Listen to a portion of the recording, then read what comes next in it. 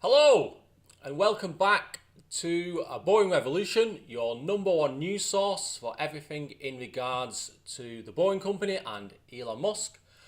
I've not produced any content for quite a while, so I thought I'd do a quick news section for today, just kind of an off-the-cuff video.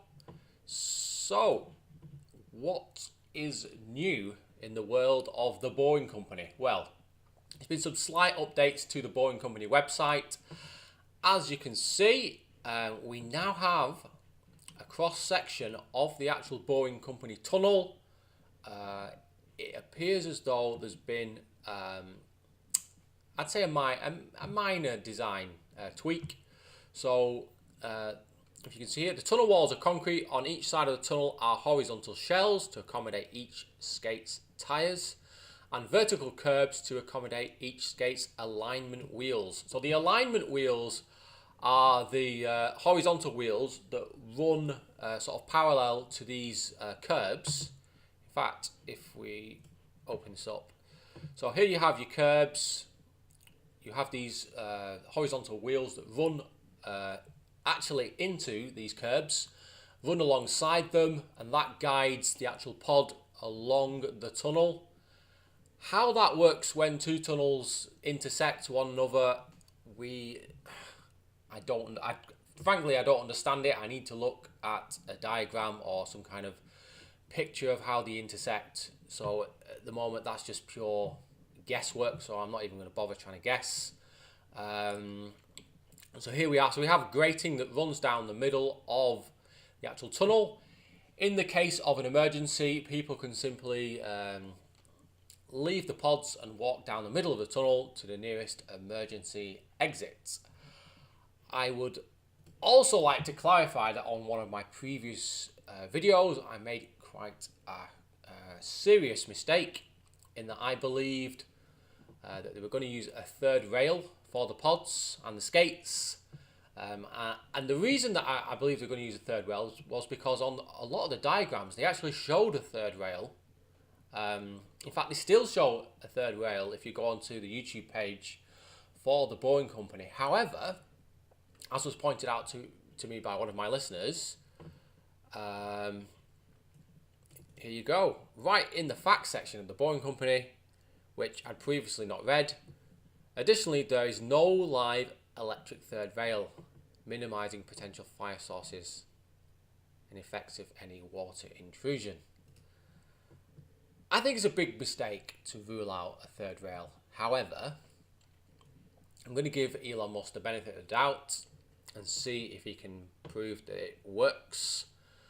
The reason I believe you need a third rail is because at 155 miles per hour, you burn a lot of battery power very, very, very quickly, and you would have to recharge the pods every hour to sort of hour and a half. And I don't believe that is feasible. I believe the third rail would be a better option, and it's a lot lower risk. However, we'll have to see. Maybe he makes it work. Maybe he can get the cost of batteries down so much and produce them so much cheaper and so high density that this does not matter. So we'll have to see. We'll give him the benefit of the doubt in that regard. Also, I don't know if you've been, stuck. I was going to say stuck in a hole then, but it's a bit... It doesn't sound good when I start talking about people stuck in a cave for 2 weeks.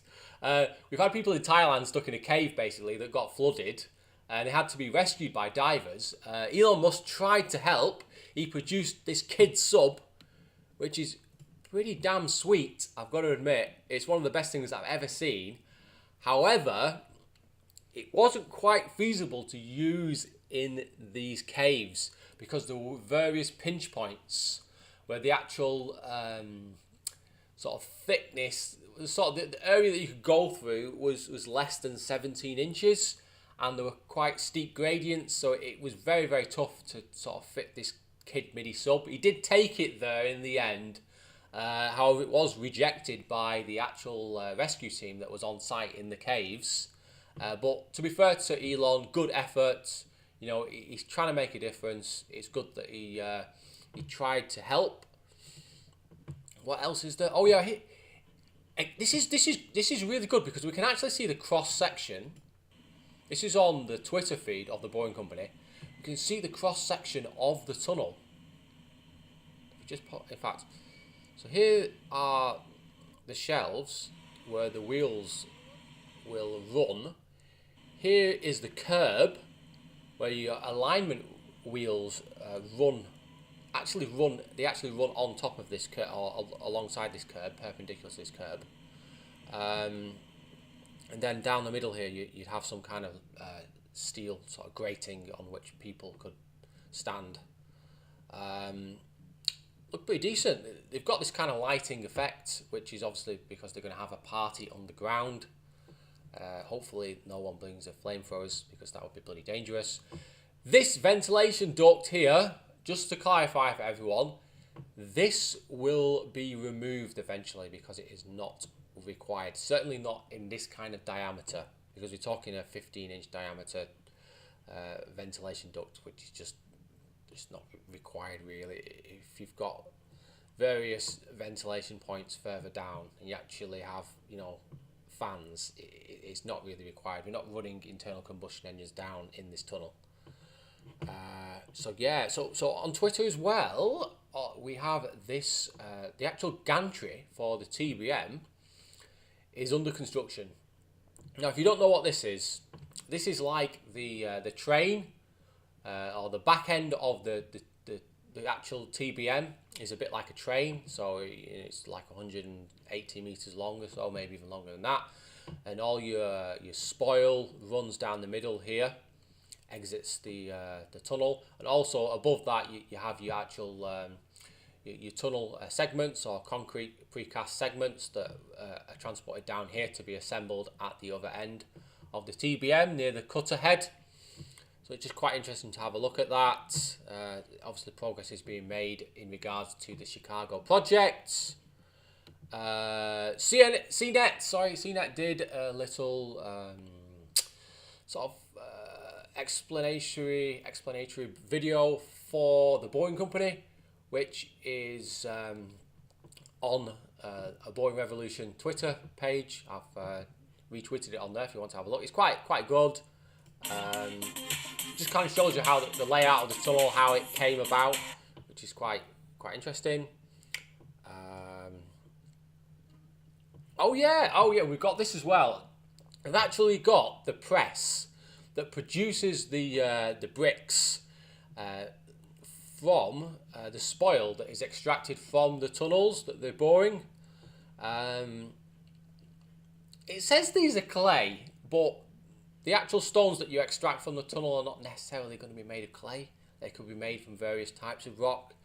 So maybe it's obvious that it uses a huge amount of pressure to compress whatever's in there. I think it's more like reconstituted stone, so it'd be cement, water, sand, and then the actual rocks and stones from the actual the hole that they bore, and then it's compressed. If you can just see here. So they are kind of like Lego bricks in a way.